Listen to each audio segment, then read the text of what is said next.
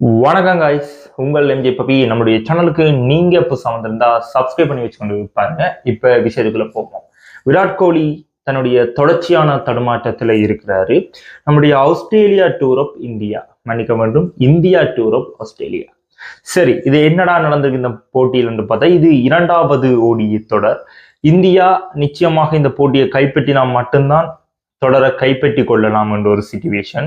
ஆனா ஆஸ்திரேலியா இன்றைய தினம் இந்த போட்டியை 2 இலக்குகளால ஒரு அபார வெற்றியை பெற்றுக்கொண்டாங்க என்றதுதான் குறிப்பிடத்தக்க விஷயம். முதல்ல துடுப்பாட்டத்துக்கு வந்த நம்மளுடைய இந்தியா டீம், ரோஹித் சர்மா மட்டும் 73 ஓட்டங்கள், 7 பவுண்டரி, 2 சிக்ஸர்கள், ஒரு அற்புதமான ஒரு அவரேஜில் விளையாடி இருந்தாரு. மற்ற சுப்மன் கில் 9 ஓட்டங்கள், விராட் கோலி எந்த ஒரு ஓட்டங்களையும் பெற்றுக்கொள்ளாம மீண்டும் அடுத்த போட்டியிலையும் தன்னுடைய டக் அவுட் வெளியேறி இருந்திருந்தாரு. எல்பிடபிள்யூ முறையின் மூலம் ஆட்டம் இழந்திருந்தாரு. இது ஒரு குறிப்பிடத்தக்க வேண்டிய விஷயம். ஸ்ரேயஸ் ஐயர் நாங்கள் நினைத்ததை விட மிகவும் அற்புதமாக பிளே பண்ணியிருந்தாரு. 61 ஓட்டங்கள், 7 பவுண்டரிகள், அணியை தாங்கி நின்றிருந்தாங்கன்னு தான் சொல்லணும். ரோஹித் சர்மாவும் நம்முடைய ஸ்ரேயஸ் ஐயரும். ரைட், அடுத்தது அக்சர் பட்டியல KL ராகுல பின்னுக்கு கொண்டு வந்து அக்சர் பட்டியல முன்னுக்கு கொண்டு வந்தாங்க. அக்சர் மிகவும் அற்புதமாக 44 ஓட்டங்கள், 41 பந்துகளில் 5 பவுண்டரிகள், மிகவும் ஒரு துல்லியமான துடுப்பாட்டத்தில் ஈடுபட்டு கொண்டிருந்தார்.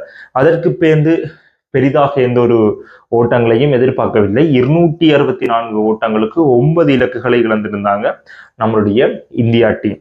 சரி, பந்து வீச்சு பொறுத்த வரைக்கும் ஆஸ்திரேலியா டீமை பொறுத்த வரைக்கும் மிகவும் சிறப்பாக மிச்சில் ஸ்டார்க் 2 இலக்குகளை கைப்பற்றியிருந்தார். அதுக்கு பேர்ந்து பெட்டில் 3 இலக்குகளையும், அடம் ஷாம்பா 4 இலக்குகள், இந்திய போட்டியோட மேன் ஆஃப் த மேட்சையும் பெற்றுக்கொண்டார். 10 பந்து பரிமாற்றம் வீசி 60 ஓட்டங்களை விட்டு கொடுத்து 4 இலக்குகளை எடுத்திருந்தாரு. 6 என்ற ஒரு எக்கனாமிக்ல பந்து வீசி இருந்தாரு. சரி, இந்தியா ஒரு பக்கம் பேட்டிங்ல மிகவும் சிறப்பாக இல்லாவிடினும் ஓரளவு ஓடிஐக்கான ஸ்கோரை தேர்த்திருந்தாங்க. ஆனா ஆஸ்திரேலியா பேட்டிங் லைனப்பை பொறுத்த வரைக்கும் மிகவும் ஒரு அற்புதமான பேட்டிங் லைன். ஆனா முதலிலே ஆட்டம் இழந்து சென்றிருந்தார் நம்முடைய மிச்சில் மார்ஷ் 11 ஓட்டங்கள், ராவிஸ் ஹெட் 28 ஓட்டங்கள், ஷாட் மிகவும் அற்புதமாக ஷாட் விளையாடி இருந்தார். 74 ஓட்டங்கள், 4 பவுண்டர்கள், 2 சிக்ஸர்கள் என்று அணிக்கு தேவையான ஓட்டங்களை குமிச்சு கொண்டு இருந்தார். அதோட ரெஃப்ட் அவரும் இணைந்து கொண்டிருந்தார், 30 ஓட்டங்கள். அதுக்கு பிறகு மிகப்பெரிய ஓட்டமாக கோன்லி மிகவும் அற்புதமாக ஒரு துடுப்பாட்டத்தில் ஈடுபட்டிருந்தார். 61 ஓட்டங்கள், 53 பந்துகளில் 5 பவுண்டரி, ஒரு சிக்ஸ். இறுதி மட்டும் அணிய வின்னிங் பாயிண்ட் மட்டும் கூட்டி போயிருந்தார் தான் சொல்லணும். மிச்சில் ஓவன்ட் அவரும் ஒரு அற்புதமாக 36 ஓட்டங்களை விளாசி அணியின் வெற்றியையும் இந்த சீரீஸையும் கைப்பற்றியிருக்காங்க.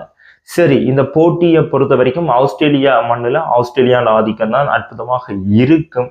ஆனா இந்தியா மிகப்பெரிய பல தவறுகளை விட்டுருந்தாங்க.